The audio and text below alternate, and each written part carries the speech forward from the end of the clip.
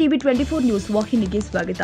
ಇತ್ತೀಚಿನ ದಿನದಲ್ಲಿ ಯುವ ಜನತೆ ಮೊಬೈಲ್ ಜೊತೆ ಕಾಲ ಕಳೆಯುವುದೇ ಹೆಚ್ಚಾಗಿದೆ. ಅದನ್ನ ಕಡಿಮೆ ಮಾಡಿ ಚುಟುಕುಗಳನ್ನ ರಚಿಸುವುದು ಅದರ ಅರ್ಥ, ಗಾಂಭೀರ್ಯವನ್ನ ಅರಿಯೋದು ಅರ್ಥಪೂರ್ಣವಾಗಿರುತ್ತೆ ಅಂತ ಪಂಚಮಸಾಲಿ ಸಮಾಜದ ಹಿರಿಯ ಮುಖಂಡರು ಆದ ಬಸಲಿಂಗಪ್ಪ ಭೂತೆ ಹೇಳಿದ್ದಾರೆ. ಯಲಬುರ್ಗಾ ತಾಲೂಕಿನ ಬಲೂಟಿಗಿ ಗ್ರಾಮದ ಕಿತ್ತೂರಾಣಿ ಚೆನ್ನಮ್ಮ ವಸತಿ ಶಾಲೆಯಲ್ಲಿ ಜರುಗಿದ ತಾಲೂಕು ಚುಟುಕು ಸಾಹಿತ್ಯ ಪರಿಷತ್ ಉದ್ಘಾಟನೆ ಹಾಗೂ ನೂತನ ಪದಾಧಿಕಾರಿಗಳ ಪದಗ್ರಹಣ ಕಾರ್ಯಕ್ರಮದಲ್ಲಿ ಭಾಗವಹಿಸಿ ಅವರು ಮಾತನಾಡಿದರು. ಚುಟುಕು ಸಾಹಿತಿ ಪರಿಷತ್ ಜಿಲ್ಲಾಧ್ಯಕ್ಷ ರುದ್ರಪ್ಪ ಭಂಡಾರಿ ಮಾತನಾಡಿ, ಶಾಲಾ ಕಾಲೇಜುಗಳಲ್ಲಿ ಮಕ್ಕಳಿಗೆ ಚುಟುಕು ಸಾಯುತ್ತಿದ್ದ ಕಾರ್ಯಕ್ರಮ ಅಂದುಕೊಂಡು ಈ ಸಾಹಿತ್ಯವನ್ನ ಬೆಳೆಸಲು ಉದ್ದೇಶ ಮಾಡಲಾಗಿದೆ.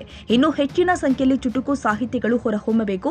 ವಿದ್ಯಾರ್ಥಿಗಳು ಚುಟುಕು ಸಾಹಿತ್ಯದ ಬಗ್ಗೆ ವಿಶೇಷ ಆಸಕ್ತಿ ತಾಳಬೇಕು ಅಂತ ಸಲಹೆ ಕೊಟ್ಟಿದ್ದಾರೆ. ಚುಟುಕು ಸಾಹಿತ್ಯ ಪರಿಷತ್ ನೂತನ ಅಧ್ಯಕ್ಷ ಶಿವಮೂರ್ತಿಗೆ ಮಾತನಾಡಿ, ಸಮಾಜಕ್ಕೊಂದು ಹೊಸ ಸಂದೇಶ ಕೊಡುವ ಸಾಹಿತ್ಯ. ಈ ಸಾಹಿತ್ಯದಲ್ಲಿ ನಮ್ಮನ್ನ ತೊಡಗಿಸಿಕೊಂಡ್ರೆ ಅದರಂತೆ ಸಂತೋಷ ಬೇರೊಂದಿಲ್ಲ. ಇಡೀ ಸಮಾಜ ಒಡೆತಿರುಳನ್ನ ಕೇವಲ 4-5 ಸಾಲುಗಳಲ್ಲಿ ಅರ್ಥಗರ್ಭಿತವಾಗಿರುತ್ತೆ ಎಂದಿದ್ದಾರೆ. ಕನ್ನಡ ಭಾಷೆಯನ್ನು ಏನು ವ್ಯತ್ಯಾಸಪಡಲಾರ್ದಂಗ ಬೆಳೆಸ್ಕೊಂತ ಹೋಗಬೇಕು. ಮತ್ತು ಸಾಹಿತ್ಯ ಪರಿಷತ್ತು ಚುಟುಕು ಸಾಹಿತ್ಯ ಅಂದರೆ ಇದು ಎಲ್ಲರಿಗೂ ಬರಲ್ಲ. ಯಾರೋ ಒಬ್ರು ಅದ್ರ ಬಗ್ಗೆ ಆಸಕ್ತಿ ಇದ್ದರಿಗೆ ಬರ್ತದೆ. ಈಗ ನೀವು ಕಲಿಯಕ್ಕೆ ಹೋದ್ರೆ ಯಾರಿಗೆ ಬರಲ್ಲ, ಅದು ಕಲಿಯೋದೂ ಅಲ್ಲ.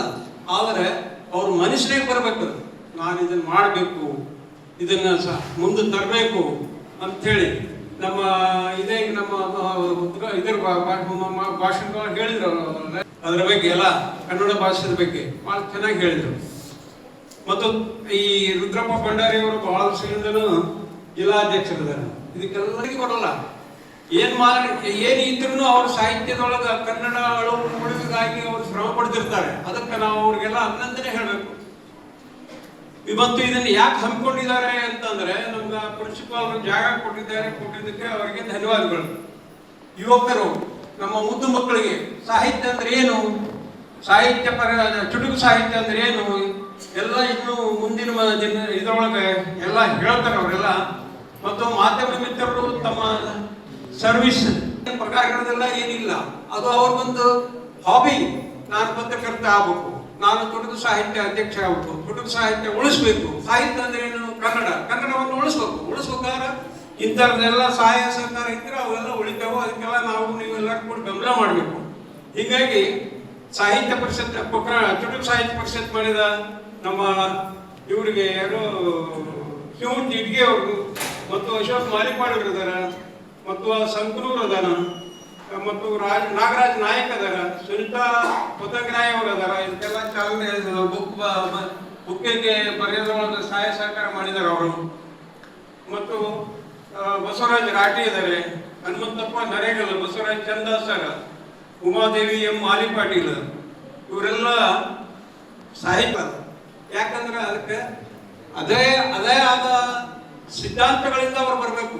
ಅದು ಬಾಲ್ಯದಿಂದ ಅವ್ರು ಕಲ್ಕತ್ತ ಬಂದಿರ್ತಾರೆ. ಸಾಹಿತ್ಯ ಅಂದ್ರೆ ಏನು, ಕನ್ನಡ ಅಂದ್ರೆ ಏನು, ಎಲ್ಲಾರ ಏನಾದರೂ ತಿದ್ದುಪಡಿ ಮಾಡೋದಿದ್ರ ಅವ್ರಿಗೆ ತಿಳುವಳಿಕೆ ಹೇಳಿ ತಿದ್ದುಪಡಿ ಮಾಡ್ತಾರ. ಇಲ್ಲಿ ಕನ್ನಡದಾಗ ಮಾತಾಡೋ ಕನ್ನಡ ಅಕ್ಷರಗಳನ್ನು ಕಲಿಸ್ತಾರ, ಹೇಳ್ತಾರ. ಮತ್ತು ಮಾಧ್ಯಮದೊಳಗ ಅವರು ಎಲ್ಲ ಬರ್ತಿರ್ತಾವು. ಈ ಕನ್ನಡ ಸಾಹಿತ್ಯ ಪರಿಷತ್ತು ಮತ್ತು ಈ ಚುಟುಕು ಸಾಹಿತ್ಯ ಪರಿಷತ್ತು ಇವೆಲ್ಲ ಸಮಾಜದ ಉಳಿವಿಗಾಗಿ, ಸಮಾಜಕ್ಕೆ ತಿಳಿಪಡಿಸೋದ್ರ ಸಲುವಾಗಿ ಇವೆಲ್ಲ ಸಂಘ ಸಂಸ್ಥೆಗಳು ಅದಾವು. ಮುಂದಿನ ದಿನಮಾನಗಳಲ್ಲಿ ಯಾರು ನೆನಪು ಹಾರಬಾರ್ದು. ಮುಂದೆ ಈಗ ನೀವು ಈ ಫಂಕ್ಷನ್ ಮಾಡಿಲ್ಲ ಅಂದ್ರೆ ಮುದ್ದು ಮಕ್ಕಳಿಗೆ ಏನು ಗೊತ್ತಾಗೋದಿಲ್ಲ. ಸಾಹಿತ್ಯ ಪರಿಷತ್ತು ಅಂದ್ರೆ ಏನು, ಚುಟುಕು ಸಾಹಿತ್ಯ ಅಂದ್ರೆ ಏನು, ಇದೆಲ್ಲ ಇವರೆಲ್ಲ ಕಾರ್ಯ. ಕಸಬಾ ಮಾಜಿ ಜಿಲ್ಲಾಧ್ಯಕ್ಷರು ಈರಣ್ಣ ನಿಂಗೋಜಿ, ಶಾಲೆಯ ಪ್ರಾಂಶುಪಾಲರು ಆದ ಎಸ್.ಬಿ. ಸೌಭಾಗ್ಯ, ಉಪ ಪ್ರಾಂಶುಪಾಲ ಶ್ರೀಕಾಂತ್, ಕಸಾಪ ಅಧ್ಯಕ್ಷ ಬಾಲದಂಡಪ್ಪ ತಳವಾರ್, ಅಂದನಗೌಡ ಪೊಲೀಸ್ ಪಾಟೀಲ್, ಸವಿತಾ ಬಸವರಾಜ್ ಮುರುಡಿಮಠ್, ಬಳಗದ ಅಧ್ಯಕ್ಷರು ಕಾರ್ಯದರ್ಶಿ ಎಂ ಅಲಿ ಸಂಕನೂರ್, ಅಶೋಕ ಮಾಲಿ ಪಾಟೀಲ್, ನಾಗರಾಜ್ ನಾಯಕ್, ಬಸವರಾಜ್ ರಾಠಿ, ಹನುಮಂತಪ್ಪ ನೆರೆಗಲ್, ಬಸವರಾಜ್ ಚೆನ್ನದಾಸರ, ಉಮಾದೇವಿ ಎಂಬಿ ಪಾಟೀಲ್ ಉಪಸ್ಥಿತರಿದ್ದರು. ಹಾಗೂ ಶಾಲಾ ಶಿಕ್ಷಕರು ಹಾಗೂ ಮುದ್ದು ಮಕ್ಕಳು ಭಾಗವಹಿಸಿದ್ರು. Doddabasappa Hakari, Koppal, TV 24 news. ಕನ್ನಡಿಗರ ಮೆಚ್ಚಿನ ನಿಮ್ಮ ಟಿವಿ 24 ಕನ್ನಡ ನ್ಯೂಸ್ ವಾಹಿನಿ ಇದೀಗ ಟಿವಿಯಲ್ಲಿ ಲಭ್ಯ.